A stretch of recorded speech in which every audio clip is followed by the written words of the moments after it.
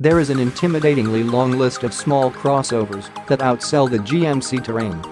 The Toyota RAV4, Honda CR-V, and Nissan Rogue are commanding the biggest numbers this year with more than 200,000 sales each through July, and the Ford Escape, Chevrolet Equinox, Subaru Forester, Jeep Cherokee, and Mazda CX-5 put up a strong fight.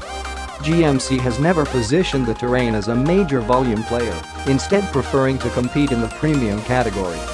Although not a top seller, the Terrain doesn't hide in the background, at least not this time around.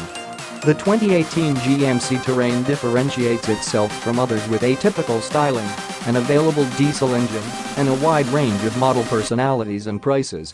For 2018, the Terrain adopts a much more interesting look with revised grille designs, quad-shaped headlights, and a floating roof. It also shrinks to firmly position itself in the compact crossover segment. GMC lopped off 3.2 inches in length, almost an inch in height, and 5.2 inches from the old model's wheelbase. It's almost 350 pounds lighter than the previous Terrain in base form, or 425 pounds lighter when comparing the range-topping engines with all-wheel drive. Like the 2018 Equinox, the new Terrain migrates to the D2 global architecture. With a 34% stiffer body structure, the Terrain sets itself up for an improved driving experience. You'll be able to buy a Terrain for as little as $25,970, but the chromed-out Denali runs at least $38,495. Recently, we drove a Terrain Denali with all-wheel drive and other content that drove the price to $44,450. Denalis comes standard with a 252 horsepower 2.0-liter engine, the most powerful of three new turbocharged engines offered on the 2018 Terrain. Equipped with standard 19-inch wheels and a specially tuned Denali suspension, the range topper delivers a rather stiff ride. Driving through the city streets of Pittsburgh, Pennsylvania, we could feel just about every little groove in the roads. Fortunately, the Terrain succeeded at keeping out wind noise, though road noise sometimes crept through to the cabin. A new 9-speed transmission did its job getting out of the way and delivering all that power seamlessly. Today, Denali models account for about 10% of all Terrain sales, but GMC expects that number to increase a few percentage points as it enters the new generation. You don't have to opt for the Denali to get the robust 2.0-liter.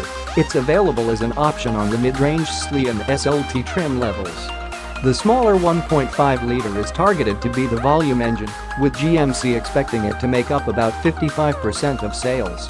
When we hopped into a Terrain equipped with this engine, the standard 9-speed and front-wheel drive, it felt refreshingly light and playful. Producing 170 horsepower, the model doesn't feel like a compromise as it delivers power quickly and smoothly on demand. It didn't feel like a huge drop-off from the 2.0-liter. At last we arrive at the diesel Terrain. GMC admits this model will be niche and region-specific, accounting for less than 10% of sales. Despite its expected low run, the option puts GMC in a favorable position in the compact crossover segment. It's one of the only vehicles in the category to venture into this territory along with the new Equinox.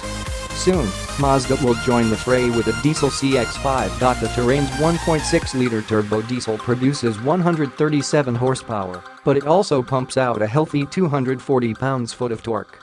The combination proves sufficient to get you going in a hurry when you need it. Paired with a 6-speed transmission instead of the 9-speed, the model feels a bit gruffer than the other Terrain variants. It runs quietly enough on the highway that you might forget you're driving a diesel. And during our 80-plus mile ride back to the airport, I witnessed our front-wheel drive diesel averaging north of 38 miles per gallon at one point in mostly highway driving.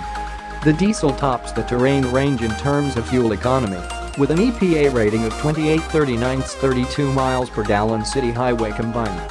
All the Terrain models we drove had their unique merits, though we expect most customers will be quite happy with the 1.5-liter. Light and effortless, the steering feel helped make the SUV seem small and maneuverable, though it doesn't have quite as much bite as competitors such as the Mazda CX-5. Another oft-overlooked point, we didn't have any issue with forward visibility. The windshield drops low enough to see out the front, and the mirrors are just the right size to allow for an unencumbered view out the side windows. The Terrain's new shifter requires a little more rumination. A traditional gear lever takes up precious real estate between the driver and front passenger. The electronic gear selections on the new Terrain free up this area so it can be used for storage cubbies, cup holders, and other functions. On the center console, simply push the appropriate button to enter park or neutral, or pull the corresponding tab to select reverse or drive. It's hard not to bristle when you have to think about whether you need to push a button or pull a tab. That said, the feature worked promptly, and it's something drivers will likely adjust to over time. Making a final verdict requires testing it out in situations that require quick changes. Above the shift buttons sits a new infotainment system that acts a lot like a smartphone with scrolling capability and pinch and zoom maps. By rearranging the main map screen, GMC made it easier to access important functions such as the option to cancel the current route or change the volume of the voice turn-by-turn directions. We also noticed the backseat offers plenty of legroom. From the athletic Denali model to the fuel-efficient diesel, the Terrain is a fish out of water in the compact crossover segment. But at the end of the day, only its merits will make the difference. We left the Terrain feeling satisfied, though further tests will shed more light on its strengths and weaknesses.